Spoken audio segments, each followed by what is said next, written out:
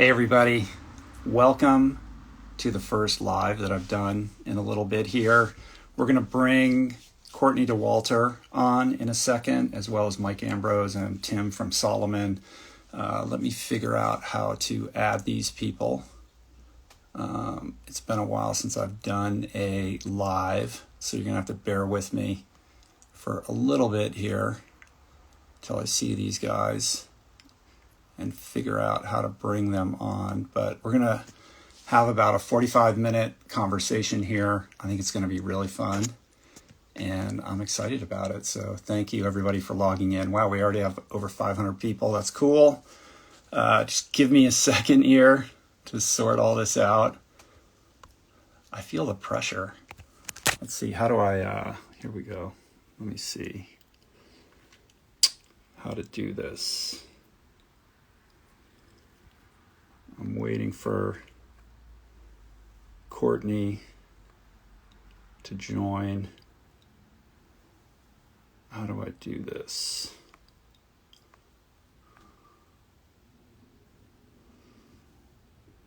All right. Here she is. There's waiting for Mike and Tim.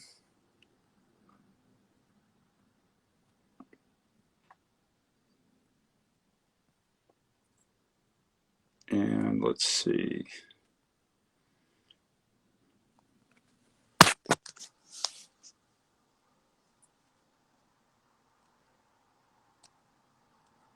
Okay, there's Mike. Okay, so I invited Courtney. I invited Mike. Let's wait a second until they join. Hey there. Hey, Rich, how are you? Can you hear me okay? Yeah, how's it going? Good. Trying to add people? Yeah, I'm trying to add people. I sent Courtney a request. All right. See how we're doing here.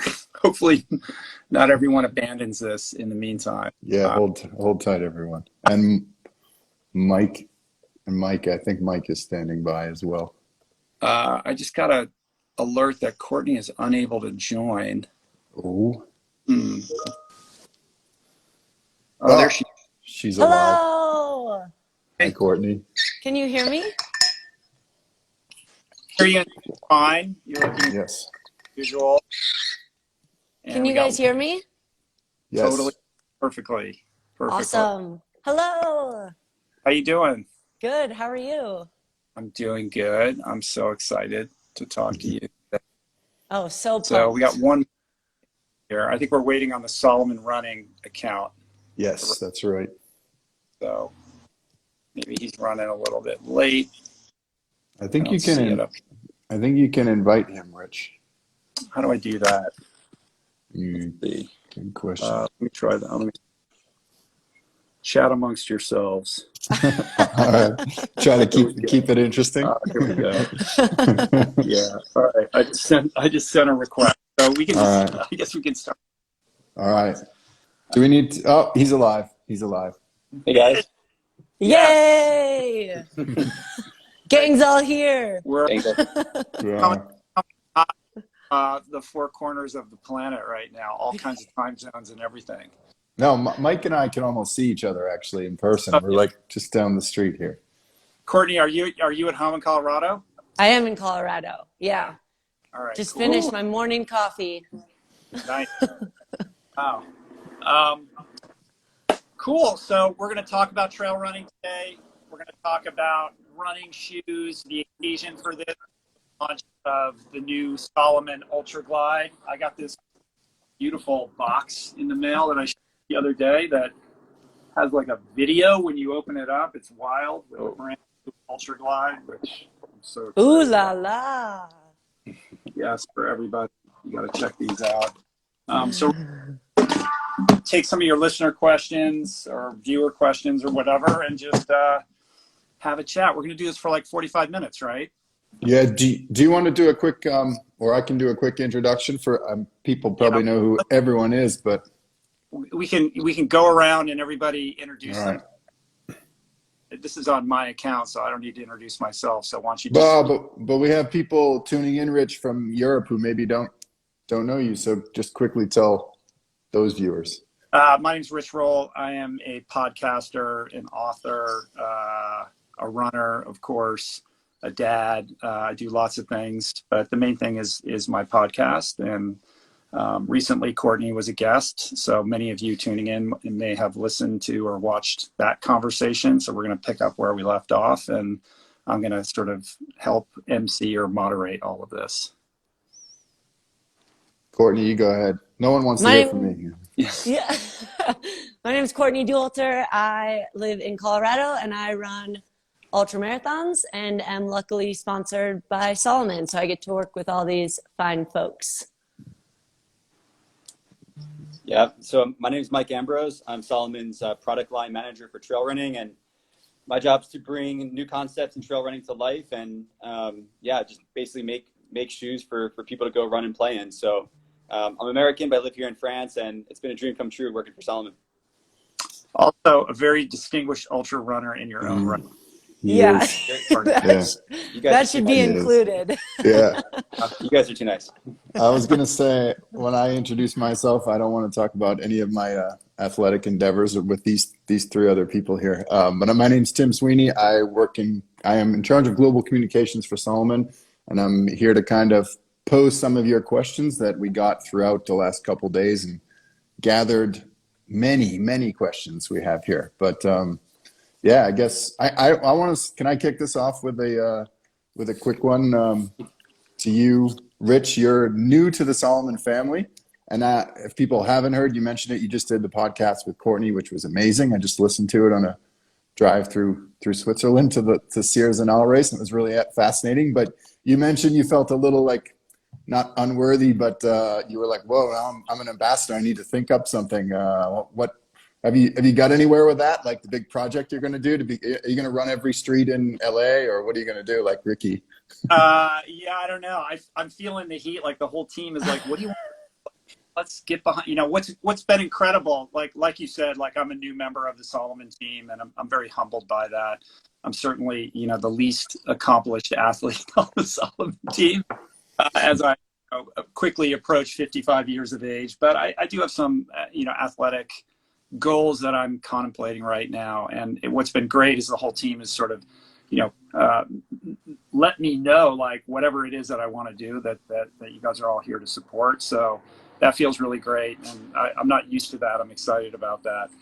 So I'm working on a couple things. I don't know that I'm ready to publicly announce any this moment. I'm mending a sort of tweak in my back at the moment, so my training has been really kind of backburnered and truncated at the moment. But I do have a couple things that I want to do in this coming year, and I'll be sure to let you guys know as soon as it's fully baked and I'm ready to kind of talk about it. Well, let me know if you want to spitball any ideas. Happy to help. I was going to say, don't take ideas from these two. They're crazy. Whatever idea. Probably more that. But yeah, that's kind of right now. I had a question for Courtney, if that's cool, or do you want to? Is there anything else that you wanted to mention, Tim? Oh, go for it. Cool. Courtney, one of the things, when we did the podcast, obviously that was before, your two big races, you're being Hard Rock and then UTMB. We recorded the podcast before Hard Rock 100, and then we published it after Hard Rock 100. So I'm sure there's a lot of people who are aware of kind of what went down at that race. But I don't know that, you've spoken about it from your own perspective at this. So I'm interested in hearing kind of what happened, where your head's at right now, and how you're feeling going into UTMB.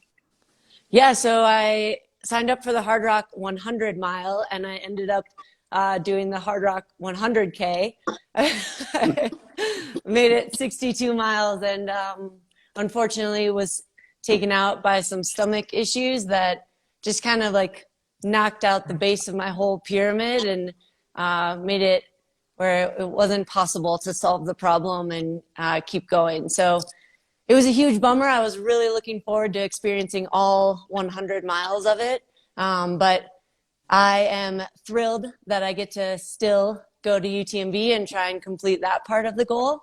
And we'll be looking forward to getting past the 62-mile mark at UTMB and getting to a finish line. So we'll see how it goes. Was there anything that you took away from that, though, that you kind of go back to the laboratory and say, I need to take a look at this, or perhaps I need to tweak this with respect to my nutrition or my hydration? I mean, this is sort of a kind of a new thing for you to face what you faced. And I'm wondering whether there's anything that you gleaned from that experience that you're now going to change. Yeah, so I'm definitely kind of re-tinkering with nutrition. And I just made some mistakes in my problem-solving process. So learning from that and just remembering that 100-mile distance has so many variables. So it's fun to be like, to have thought you had figured out a puzzle piece and then have to throw it out and start again. I love that process. And while it stinks that it meant a DNF, it's cool that now I get to like play and be a science experiment again in an area where I thought I was done with that. Yeah. The obstacle is the way, right? It's Yeah. all learning. Yeah. He wants to pick on that nutrition thing. If anyone listened to the podcast, I can see. I know. But I'll admit, like, when I saw it, I was like, maybe we should talk about the jelly beans. No, I mean, based on questions that I received on my Instagram stories for this live, we should just be talking about candy this entire live stream. Yeah. Right? Hey, can I ask a question? Because I know some people, believe it or not, they want to talk gear, and we don't want to turn it into product shilling because everybody wants to hear from Courtney. But you're pretty simple, I guess, with everything. Are you simple with your gear too, Courtney? I mean, I want to talk a bit about this shoe that Mike worked on for a while, but you're like pretty straightforward with, like, you're not picky about your diet and all that stuff. I know you have your routine, but are you particular about the shoes, the vest, the long? Your shorts are longer than these two guys. I want some. Yeah, you could sew these two guys' shorts together and they still wouldn't be as long. Well, I'm not particular about my gear because I get to wear Solomon stuff, and I haven't found gear that I don't like of Solomon. So, and that's not even because we're on a Solomon live right now. That's just like straight up truth. But yeah, I find the stuff I like and then just use it. I wouldn't say I'm like a gearhead. But I know Right. Mike. But you are the long shorts, and I'm wondering, obviously, like, Solomon makes special shorts that meet, that, like, maybe you're not particular about your gear, but you are particular about that one thing. I'm sure there's a lot of people out there that are wondering, like, how I want to get my, my Courtney shorts. Ooh, good question. Yeah. I would love for that to happen. We'll see. I have a question for Mike, if that's cool. That's super cool. Yeah. We all appreciate great, on the tip or the topic of gear, we all appreciate, great gear, and Solomon is known for great gear. But very few of us, myself included, have a real sense of, like, what goes into creating a great shoe. Like, what is the process from ideation to design to manufacturing to ultimately getting it, on people's feet, that we're not aware of? Like, I know, just my sense is that this has been a very, elongated process. Like, this shoe is a long time coming, and you being, kind of the chief mind behind the creation of the Ultra Glide, I think people would be interested in hearing, like, what exactly does it mean to design and create a new shoe? Yeah, that's a great question. And I didn't know it. I didn't know the process too well until I, got involved with Solomon more and more. And obviously when I became a product line manager, but the first thing is that it takes a really long time. We're working in advance on new concepts, new technologies, new ways to make products, at least, it's sometimes 3 years in advance. So it takes a really long time. And then first and foremost, it starts with a problem to solve. So, what's the problem the runner is facing, and how can we at Solomon empower that runner to have a better experience? So, it always starts with, what's happening in the running world, what's happening in our environment, what's happening in sport practice, and and what are the problems to solve. And then from there, you know, it's a lot of testing, a lot of prototyping, a lot of, yeah, just kind of like working in a junkyard, you know, taking bits and pieces. But then there's always problems that come up, you know, with the Ultra Glide, for example. We wanted to make a really soft, comfortable shoe, and along the way, you know, you have to think about keeping the shoe stable, keeping it precise, keeping it technical. So the big thing is, you know, nothing ever goes as planned, and it's a lot like an Ultra, and you just have to problem solve and tinker and yeah, bring your dreams to life. So yeah, that's it in a nutshell. You know, it's a really long process, and there's a lot of great minds at Salomon that work together to bring these products to life. But it really just comes down to solving a problem and empowering runners. Mm-hmm. So with respect to this shoe specifically, like, what was the problem that you were trying to solve?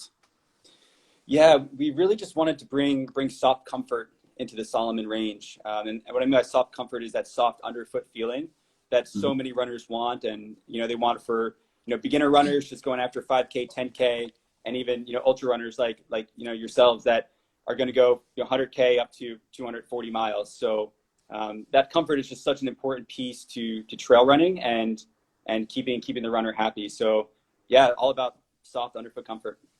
Mm-hmm.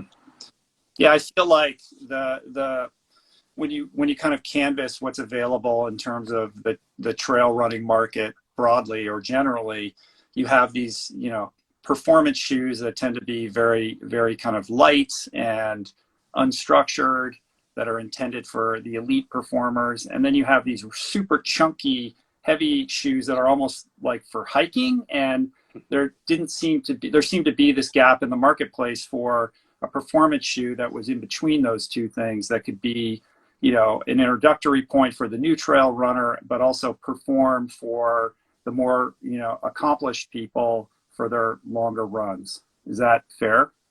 Yeah, exactly. I mean, the shoes for everyone, and what I love about it is, you know, when I came over here and working on products, I wanted, when people put on a shoe that I worked on, I wanted people to feel like they could do anything, and whether that's, yeah, run down the block, hit the trail for a few miles, or yeah, go on a super long run, and whatever the ability is, whether you're winning a race or you're just trying to finish the race.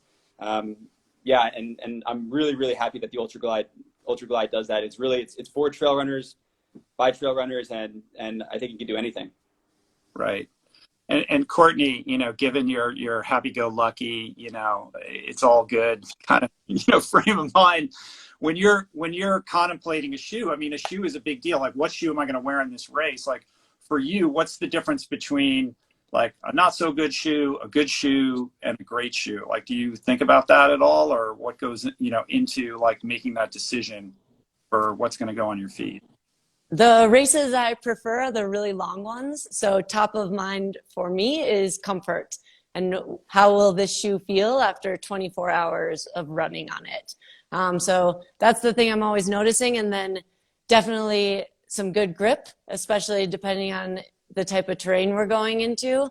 And after that, it's like, you know, whatever works. So putting in the miles and testing them out and making sure that when you put on the shoe, you do feel like, sweet, we're ready to roll now because I have this friend on my feet that knows me and has done this many miles with me. Yeah, cool. I have a question. And Sorry, go ahead. Is this more about would you like train in this sort of shoe, Courtney? Because I know you use the Ultra shoe for races, but this has more, I guess, protection. So will you use one shoe for an entire race? I know some people change. What's the strategy there? So going into a 100-mile race or a 200-mile race, I do always plan to stay in the same shoe the whole time, just because I'll have picked the one I feel really confident in, and then I like to simplify the process as much as possible. So as few gear changes as I can. And I absolutely have been training a ton in the Ultra Glide. It's the shoe that sits right by the door. No matter if I'm headed out on the roads or the trails, I'll throw it on and see what happens. Mm-hmm. So thanks, Mike. Good job, Yeah. Mike. Well, no, thanks for testing it. I mean, both you guys were super integral in that process. As soon as we had prototypes and samples, they were out the door to testers all over the world. But, you know, in the US, it was it was Rich, it was Courtney, it was Jameel Curry, it was Max King. Yeah, it was, I mean, a really big part of it. I mean, Courtney actually caught a problem we had with the shoe with this lacing issue. And yeah, I mean, we went right back and fixed it next day. So no, so thank you. I mean, you guys are just as much as a part of it as everyone here. So Mike, can we quickly just tell, because we got some questions I can see about the stats, just run through those quick and then we can get through it. But like what the drop, the this, the that, and the grip and stuff, just quickly.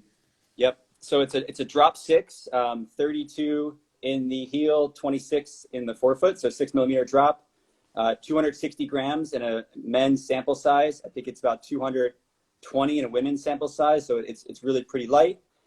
It's also on our road running last. So it's a little bit higher volume through the forefoot. So if you have a wider foot, you can feel a little bit more at home with the shoe.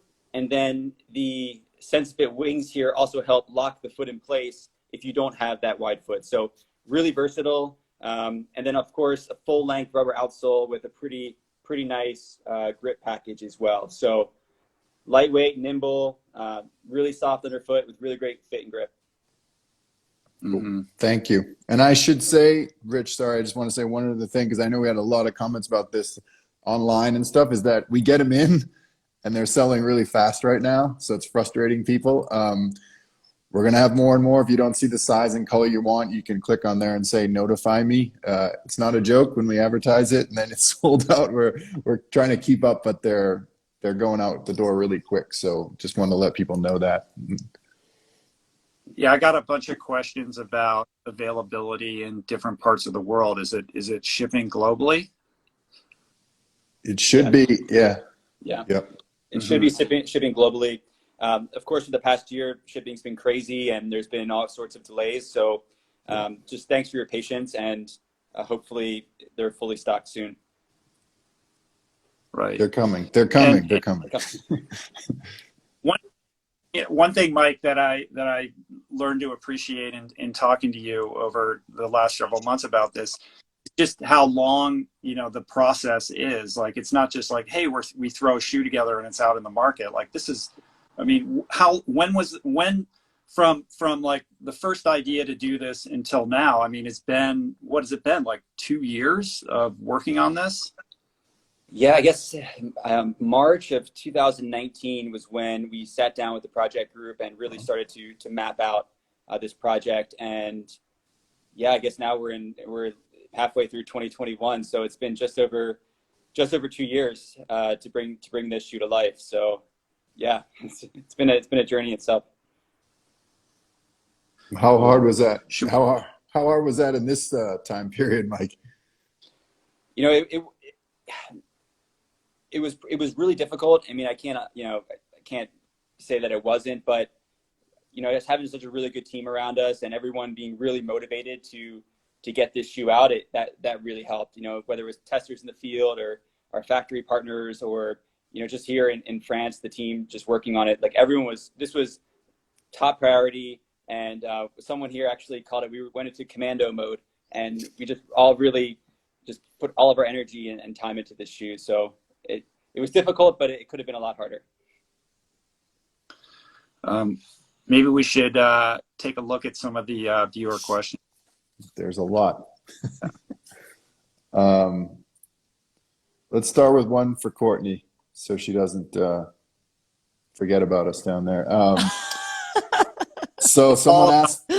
I just fall asleep. Yeah. There are a lot of questions for you. Let's see. I like this one. Was if you could pick one historical figure to pace you during a race, who would you pick? You can't say either of these guys. Rich would ask you too many questions, so you'd be like, stop. Oh my gosh. Oh, I have no idea. But I'll pick my mom. I think it would be really fun if my mom could pace me in part of a race. She's a hoot, and it would be cool to share something like that. And sorry, go ahead, Rich. I had a quick follow-up question. Somebody asked this also, so it's from my feed, but just on the subject of pacing, like, how does that work for you, Courtney? Are you somebody who likes to have a pacer with you as much as possible, or do you like to go on long stretches without? Like, what does that relationship look like in your races?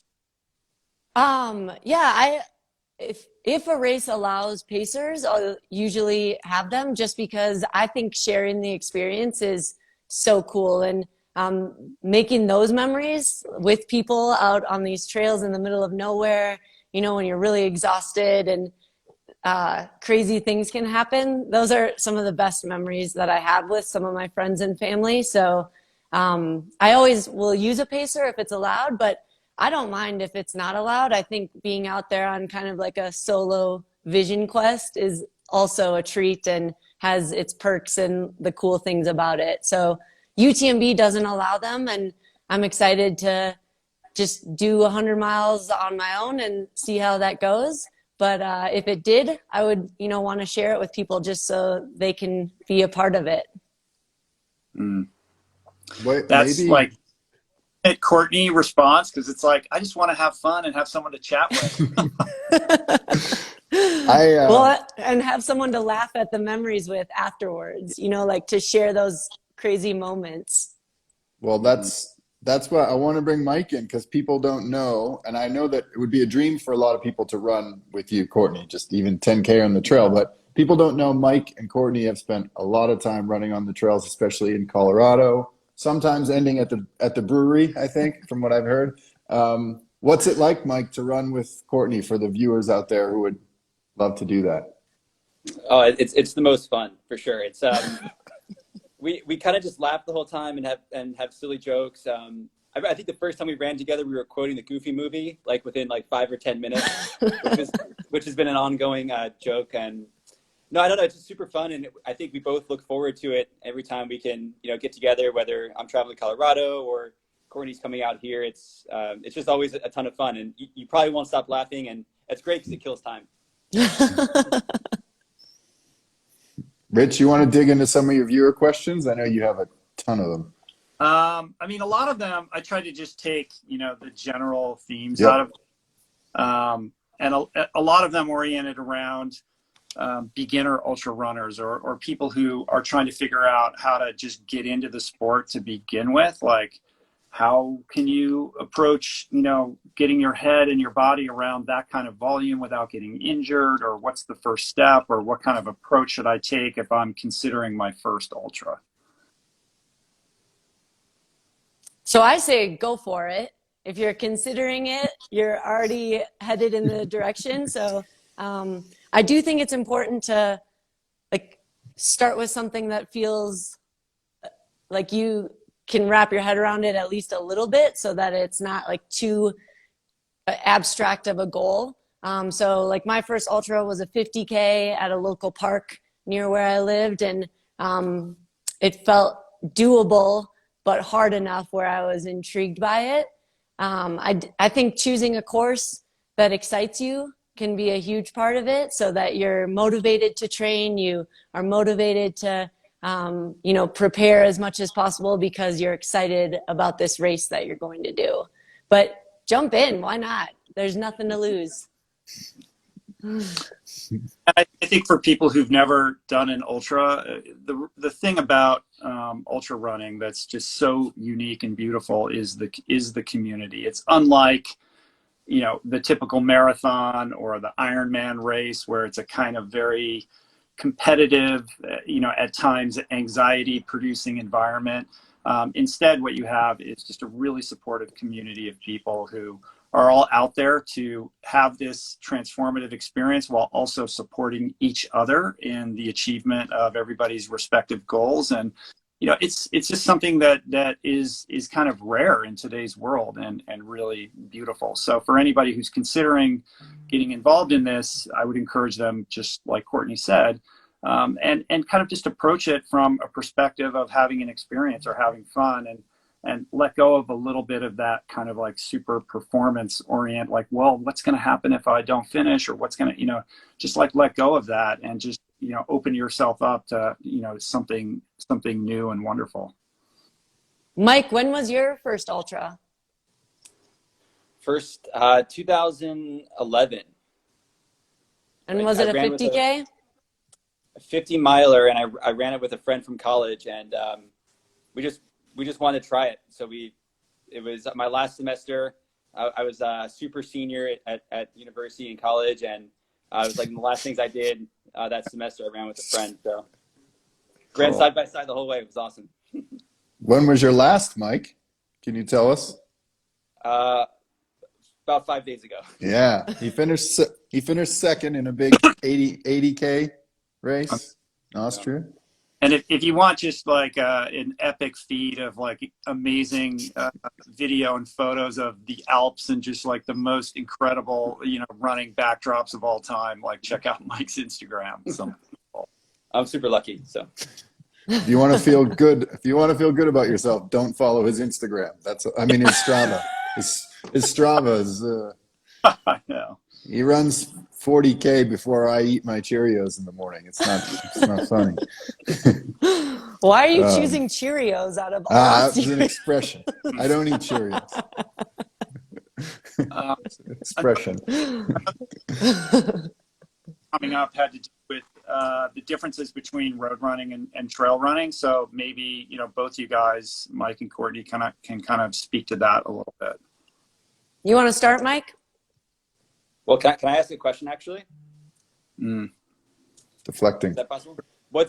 Courtney, what do you think is different? 24 hours of running on a road and track, or a big mountain 100-miler like UTMB or Hard Rock? What are the differences? Or what do you think's harder? What do I think's harder? Yeah. They're both hard. I try not to categorize things as hardest, harder, hard, but they're both very difficult. They're just totally different in why they're difficult. A mountain 100 is, I think, more physically going to beat you up. And then a loop, like a 24-hour track race, so 400-meter track that you run around for 24 hours is physically difficult for sure, but it becomes really a mental challenge and just kind of grinding your teeth at, continuing to turn left on this track. So I like them both because they're so different, but they share a lot of things. That's cool. Yeah, at times it's like, and I think a big mountain ultra, you can't imagine, tackling any more bit of trail. Your body gets so banged up. But then, I remember watching you at the 24-hour. I was like, I don't know how you could handle one more left turn, or one more time coming around and having me, screaming at you or something. But yeah, they're both incredibly different for sure. Yeah, the cool part about those track races is you get to turn off your navigation and turn off your foot placement thinking entirely, and it opens up this whole other section of your brain where you can dig into that pain cave. Whereas on a trail race, you really can't turn off your navigation or thinking about your feet ever, or you're going to be face planning real quick. Yeah, that's interesting. When you remove the visual landscape and it's just about, the distance on a track, I suspect your brain goes to a very different and strange place, like some kind of weird flow state. Yeah, it's very cool. I recommend people try one of those as well. Why not? People can ask anything, and Courtney says, try it. That's her answer. Just do it. Go for it. It's fine. It's fine. So, Tim, do you have any? What do you got in your question? There was a funny one from Mike, and maybe Courtney could weigh in on this, which was to describe the Ultra Glide by likening it to your favorite Vermont beer. And I know these two don't mind a beer, so. Well, I can talk about Vermont beers, but Courtney's got to talk about good old Minnesota beers. It's light. It's light. So I don't know what you go ahead with the characteristics, Mike. Light and full of energy. No, I don't. When I hear Vermont beer, I have to go Sip of Sunshine from Lawson's, just because that's my favorite beer. It's not light. It's actually quite heavy, and it will probably slow you down, and you'll stumble all over the place. But that is for sure my favorite beer. So this is my favorite shoe, so I have to say Sip of Sunshine from Lawson's. Right. But Okay. yeah, so Courtney's got a better answer for sure than that. I don't. Well, for Minnesota, Mick Golden Light, it's similar to those Mick Goldies, where very light and quantity for sure. Like you can put a lot of miles on those shoes and crush a lot of Mick Golden Lights as well. Rich is dying here. This is not plant-based at all, this conversation. Sorry about it. Well, it's technically plant-based, right? True. Yeah. Yeah. My beer days are in the past, and better off because of that. There was one question for Mike, and maybe all of you can answer this, but the question is about how Solomon Trail will change in the next 5 to 10 years, but maybe where you see the sport going for Rich and Courtney as well. Like Courtney sees it going to 8,000 mile races, but for first, Mike, where do you see the evolution, I guess, of the product, I think is what they're asking, and then maybe we can talk about the sport a bit. Yeah, so I think the product will continue to adapt to as the sport changes for sure.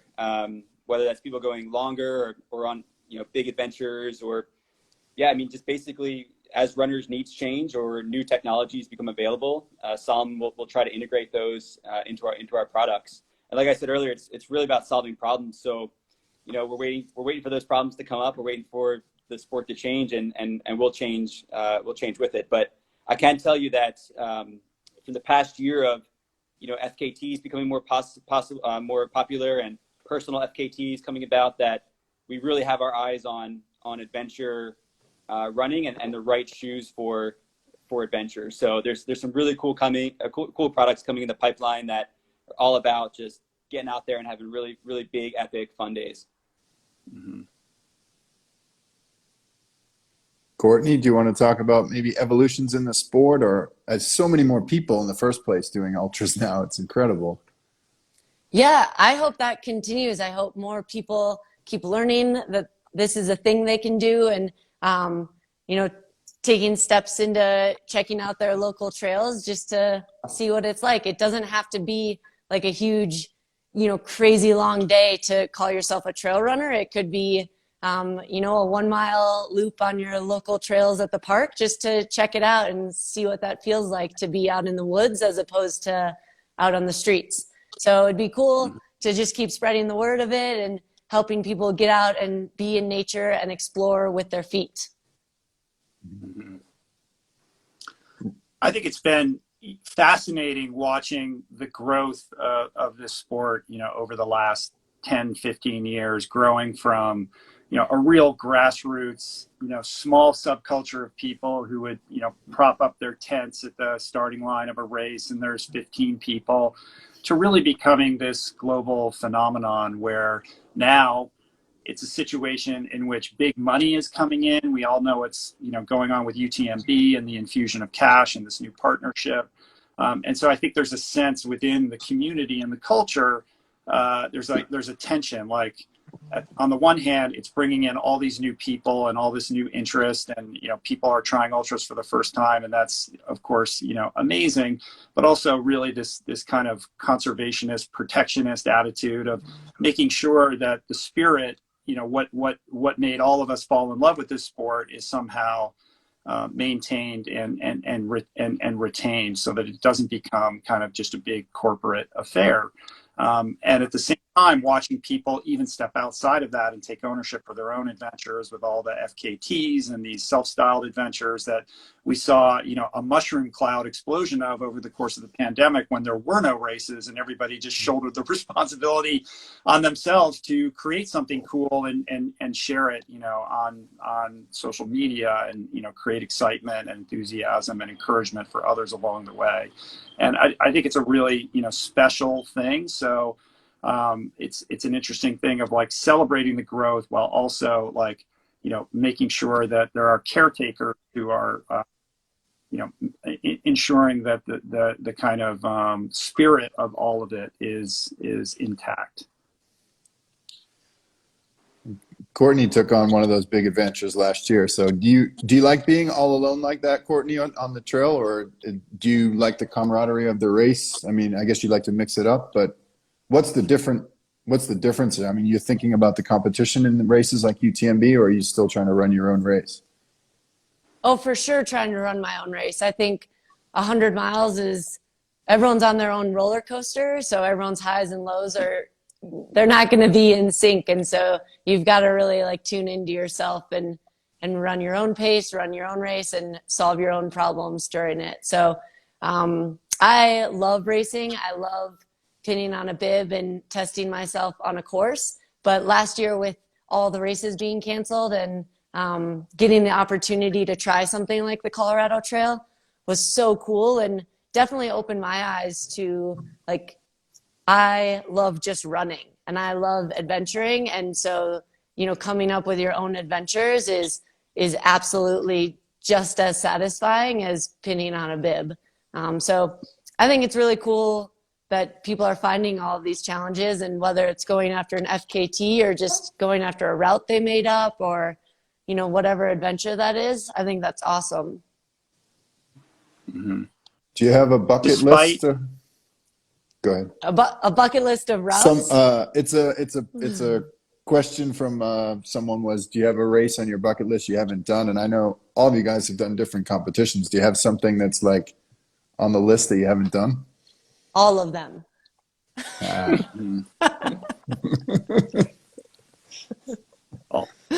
You say the race, I say yes. Yeah. But let me ask this. You just said like, oh, I love running and you look forward to it. There were a lot of questions about motivation. I'm sure, for both of you, Mike and Courtney, there are days where you wake up in the morning and you don't feel it that day, or you're struggling to, get motivated to put the shoes on and get out the door. So what are some of the tips or the tools or the mantras or the practices that you rely upon when the motivation is faltering a little bit? Sometimes the hardest part is just putting your shoes on. So I'll, put in the extra effort to get the shoes on and get out the door. And then it's almost like you've got the momentum moving in the right direction, at least. And then I just give it a shot. So I'll see, after a mile or a block, how I'm feeling. And if I am feeling so unmotivated, I really tune in to what's going on. Why am I feeling this way? And if I head out and I wrap around the block and then I come right back home, that's okay too. Like, that's a fine day as well. And it's my body or my brain telling me that it needs a little rest. But I'll usually at least give it a shot, because sometimes it is just like the motion of getting out the door is the part that feels like too difficult. What do you do, Mike? Yeah, I'm probably the same as you. I just try to put the clothes on and the shoes on and get them, get out the door. I'll put on music or podcasts here and there too, because sometimes, like, if I just want to learn about something or catch up on a topic, that's like, it's kind of you're solving two problems at once, right? You're learning and you're going for a run. And one thing actually over here in France, which is nice, is I can catch the West Coast NBA games, basketball games. So sometimes I'll listen. I'll try to catch a Lakers game at 5 a.m, and that'll motivate me to get out the door. Courtney, do you listen to stuff when you're running, or are you just without anything, or music or audiobooks or anything like that?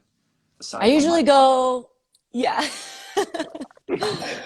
I usually go with nothing, just the sweet sounds of nature, and then the random thoughts in my head.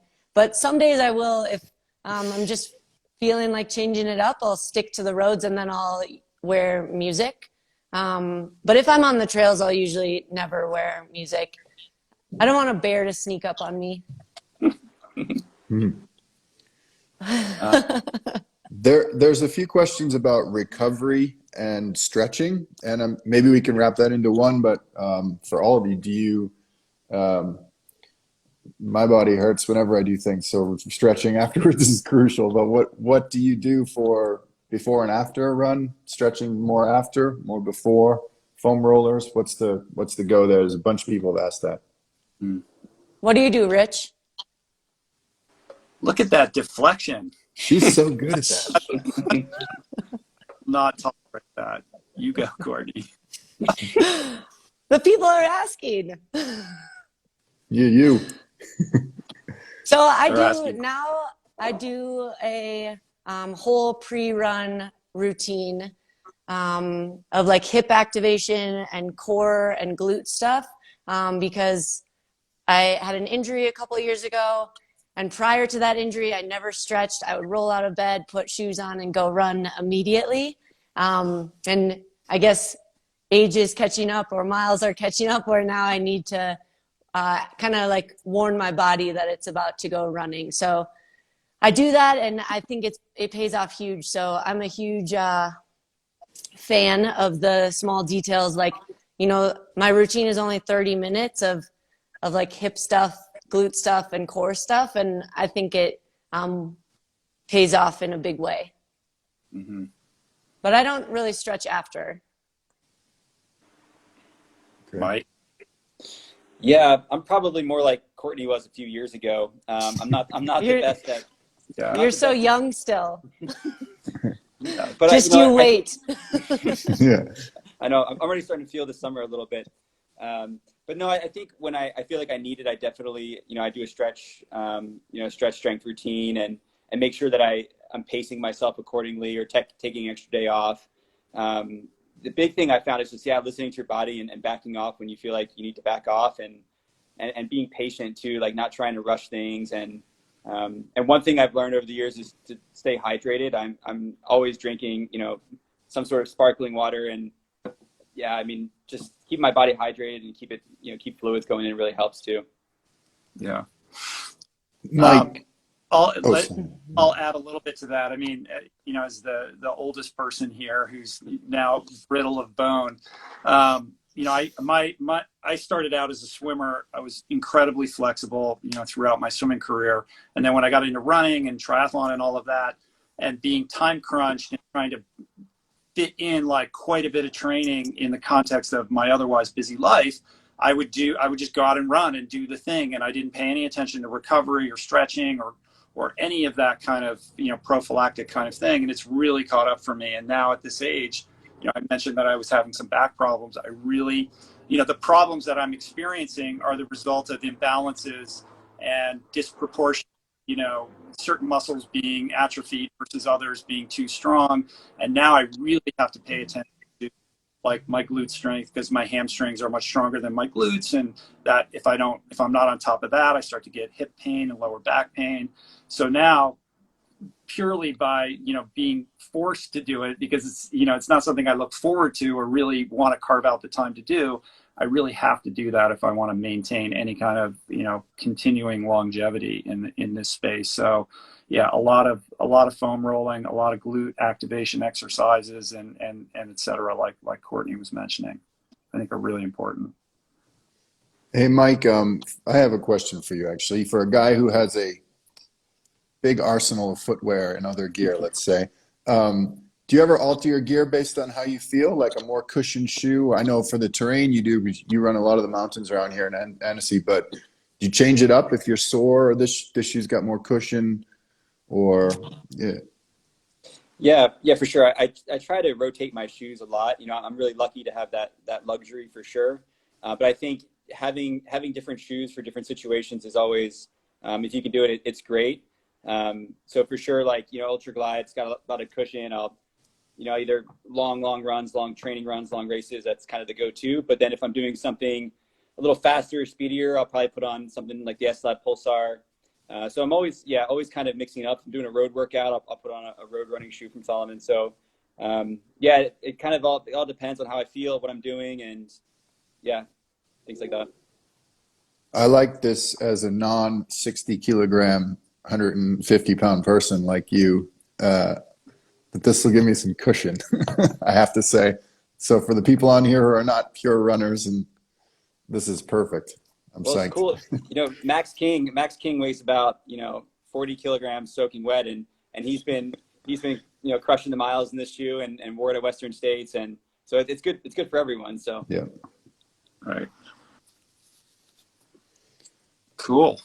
What else? Hey, Courtney, I have a question because I ran into some people, I think some South African friends through Solomon at Sears and All, the big Sears and All race, which is an insane gathering of talent, if people don't know, in the trail running community, which Killian and Maud Matisse won Saturday in Switzerland.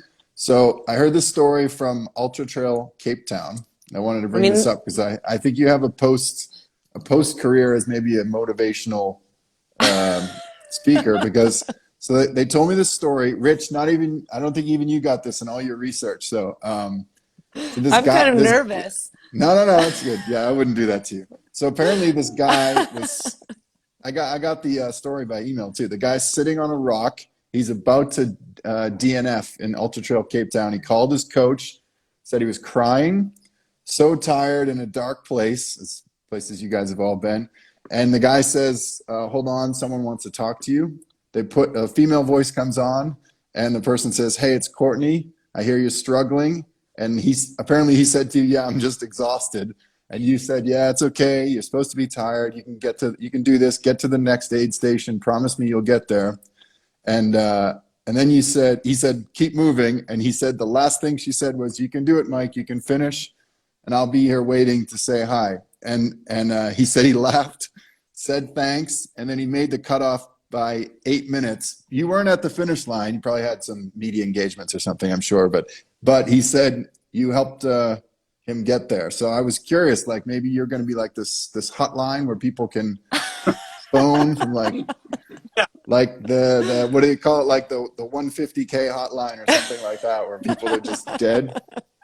I don't know if you remember that, but I thought it was a cool story. That's really cool. Thank you for sharing that.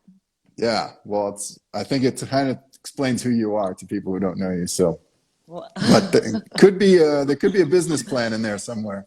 Yeah.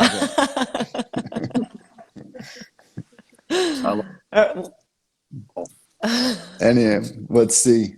Oh, people are saying that's their dream call. So there you go. It's built. It's ready.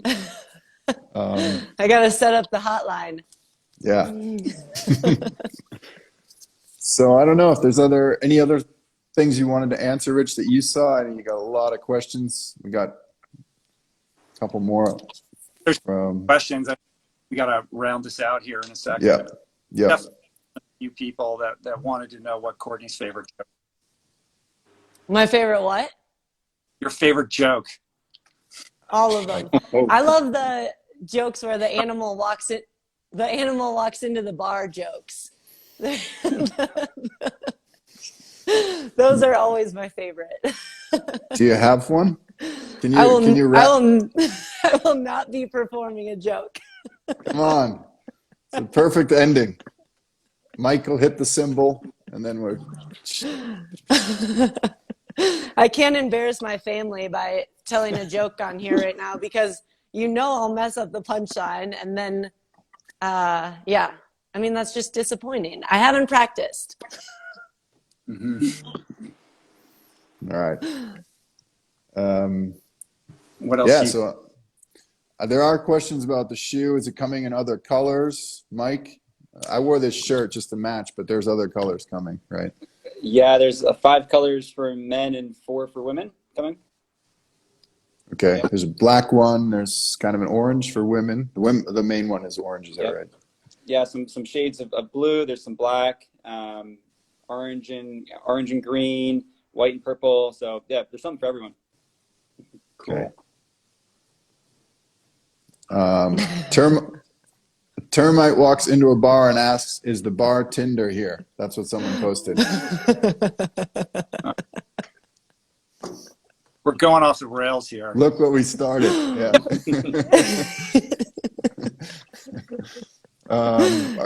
Courtney, when do you arrive in the Alps to prep for UTMB? That's a good thing to end it on. I know everyone here will be cheering you on. So what's the plan?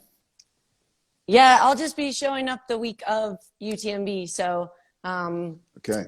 Yeah, coming in that week and then racing on Friday. I'm very, very excited to get back there and to play on those trails and to eat all the croissants.